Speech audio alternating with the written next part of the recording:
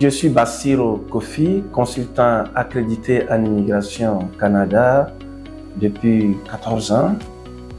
Je suis le responsable de la compagnie GoToCanada Immigration au Togo, également représentant officiel de Vivero Canada Immigration au Togo depuis 2013. Et notre rôle, c'est d'abord accompagner nos clients, c'est d'assister nos clients, c'est de les représenter auprès des structures de l'État canadien, mais aussi auprès des ambassades et aussi les pouvoirs dérivés de ces ambassades canadiennes au Togo.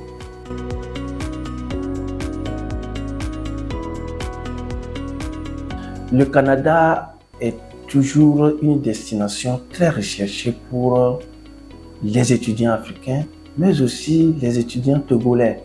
Parce que la particularité du Canada, vous y allez, vous étudiez, après vos études, vous avez la possibilité d'obtenir une résidence permanente et plus tard d'obtenir une citoyenneté. Ce qui n'est pas le cas dans les pays d'espace Schengen et dans d'autres pays. Et donc, c'est tellement avantageux et c'est pour cette raison qu'il reste toujours une destination prioritaire. La deuxième raison, c'est par rapport à l'efficacité de l'enseignement. Et surtout, on peut parler aussi de la reconnaissance internationale des diplômes obtenus dans les universités canadiennes, parce que vous savez que les universités canadiennes sont les meilleures universités au monde, surtout ceux de la zone francophone, telles que les universités de la province du Québec et puis ceux de l'Ontario. Ce sont des universités tellement très reconnues. Et donc, c'est ça qui fait vraiment la force et le pouvoir, et c'est ça en même temps qui attire nos étudiants étrangers.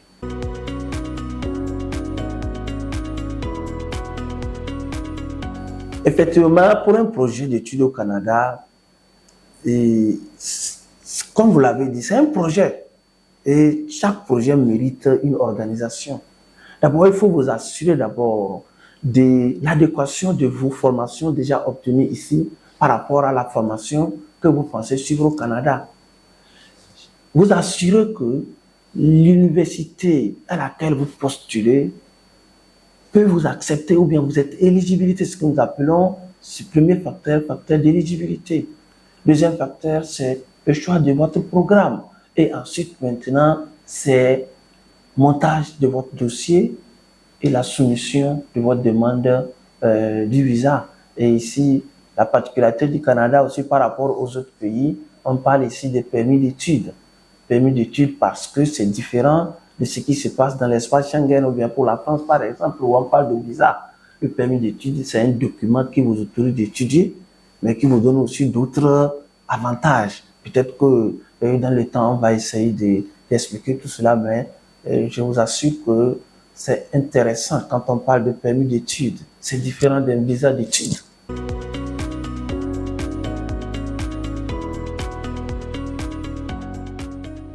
La chance d'obtenir votre permis d'études au Canada dépend. Ça dépend des éléments suivants. D'abord, j'ai parlé du choix du programme. J'ai parlé aussi du test des langues. Parce que ça dépend, parce qu'il y a d'autres zones où on vous exige, même pour être accepté dans une université, il faut avoir d'abord un niveau requis. Un B2 ou un B3, ça doit être un B1 ou bien un C1, dépendamment du programme.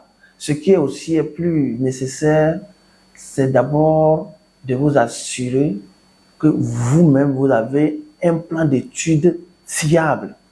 Ce que nous appelons plan d'études, il y a beaucoup d'éléments que nous pouvons parler.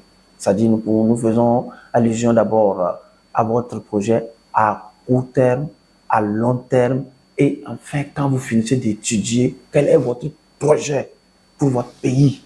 Donc, l'agent d'immigration prend le temps d'évaluer tous ces éléments-là avant de vous accorder un visa ou non. Donc, avoir les moyens financiers suffisants pour étudier au Canada, oui, c'est une idée, c'est-à-dire c'est une option. On peut dire que peut-être que c'est la charnière. Mais l'autre chose, c'est de pouvoir convaincre l'agent d'immigration ou l'agent de l'État fédéral que vous ferez de l'étude votre activité principale. Donc, c'est tous ces éléments-là que nous essayons d'évaluer, d'examiner et de voir comment nous pouvons organiser nos idées pour permettre à l'étudiant ou au candidat de pouvoir être accepté par l'IRCC.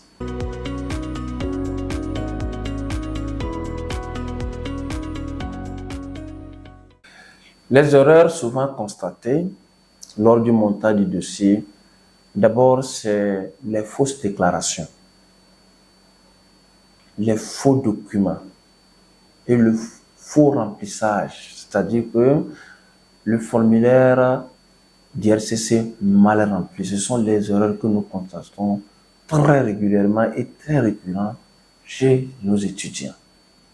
Et ces erreurs-là doivent être évitées, puisque elles ne vous amènent pas seulement à être refusé pour le visa, mais vous pouvez obtenir facilement ce que nous appelons l'équité procédurale. Ça voudra dire que vous pouvez avoir une interdiction d'entrer sur le territoire canadien pour une période donnée. Donc, de la nécessité de faire un montage sérieux et de répondre avec exactitude les questions posées.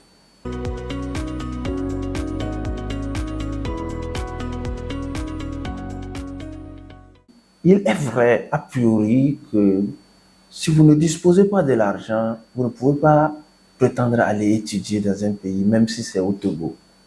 Et surtout que c'est au Canada, vous devez posséder au moins un minimum pour pouvoir aller étudier au Canada. Mais ce qui est plus nécessaire chez un agent d'immigration pour un dossier, ce n'est pas seulement l'aspect financier, mais c'est la substance. C'est comment le dossier est préparé. Ce que nous appelons ici le montage du dossier. Donc, c'est ça le plus important. Pour l'argent, il peut venir en seconde position. Puisque nous avons reçu des dossiers, même pas plus qu'hier, un dossier très bien financièrement, mais mal monté. Par conséquent, le client a reçu un refus. Et lorsqu'il est refusé maintenant, ça se moment qu'ils font recours à un cabinet, ce qui est dommage. Généralement, c'est notre coutume ici. Il faut être recalé ailleurs avant de faire recours à un professionnel. Et donc, l'argent, oui, mais le montage, la stratégie, la procédure, elle est très nécessaire.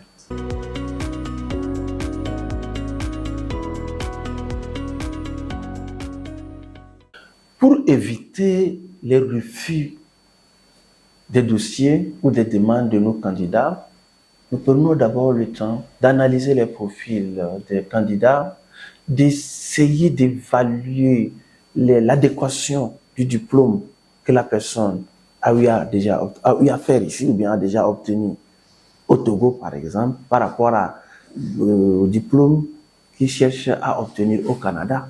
Ou d'abord même de voir la relation ou le rapport entre le travail, la profession que la personne exerce ici par rapport au diplôme que cette personne pense obtenir au Canada. Ce sont des éléments très nécessaires. Ensuite, il faut d'abord chercher à vérifier aussi l'authenticité de certains documents d'abord à notre niveau déjà, pour s'assurer si le document est fiable, ça peut passer ou pas. Ça pour éviter, parce que notre responsabilité, c'est comme un enseignant. La responsabilité, c'est de faire en sorte que ces élèves réussissent. Et donc, nous portons cette responsabilité-là au nom du Canada et au nom de nos clients. Et donc, nous avons l'obligation morale alors de mettre tout ce que nous pouvons faire comme effort pour que ces dossiers puissent être acceptés au lieu d'être refusés.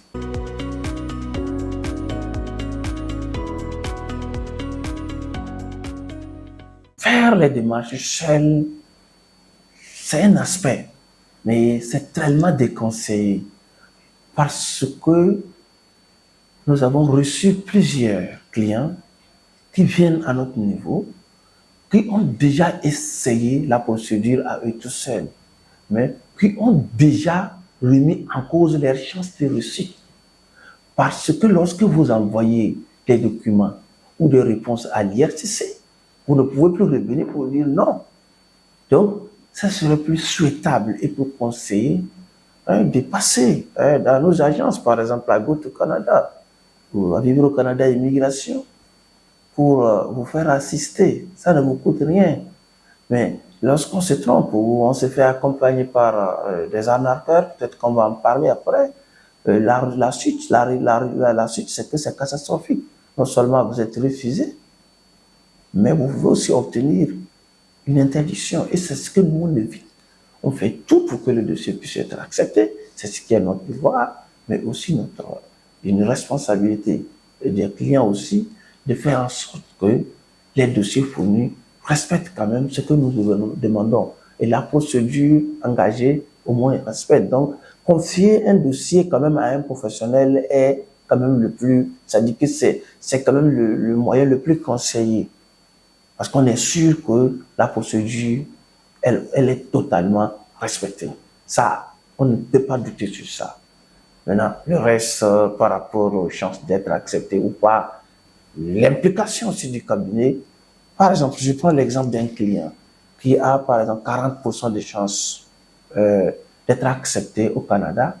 Déjà, avec nous, la personne a au moins 80 ou 90% de chances parce que notre présence, on va relever un peu toutes les insuffisances, on va les corriger et on va remonter le dossier, rehausser ça et monter ça pour que ça respecte quand même ce que le Canada cherche. C'est ça.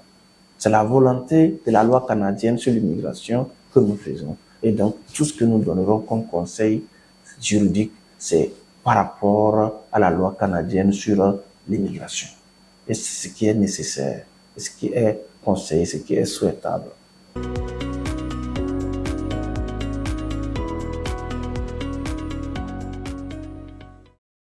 Les étudiants ou les clients doivent éviter d'attendre à la dernière minute pour commencer la procédure, puisqu'il y a 2 rentrées officielles réservées aux étudiants étrangers.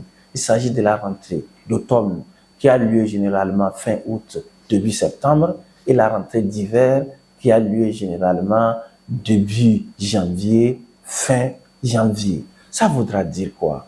Si je dois partir pour la rentrée, pour le compte de la rentrée de septembre, mon dossier doit avoir été déjà soumis à l'IRCC.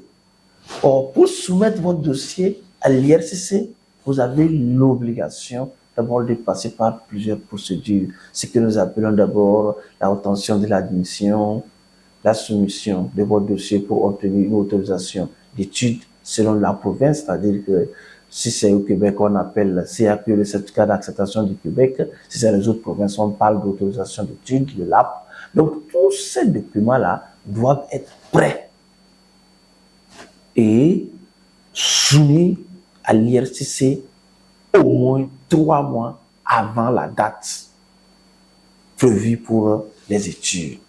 Et c'est pour cette raison que pour un bon dossier, un étudiant par exemple qui doit aller étudier en septembre doit déjà commencer son dossier en janvier ou en février, ou plus en mars. Sinon, sa rentrée sera reportée pour le compte de la session d'hiver. Pourquoi? Parce que faute de temps. Et généralement aussi, commencer tôt votre dossier constitue un atout ou un élément pour que vos dossiers puissent être acceptés. Parce qu'il y a un élément là-bas qui est un peu technique, professionnel, que j'expliquerai au cours de nos prochaines choses. Mais ce qui est plus nécessaire, c'est de commencer tôt. Parce qu'on dit que quand vous arrivez vite, vous êtes aussi servi vite. Mais lorsque vous arrivez tard, vous pouvez ne pas être servi. Donc ça, c'est cette règle qui règne là-bas et donc vous devez le faire à temps.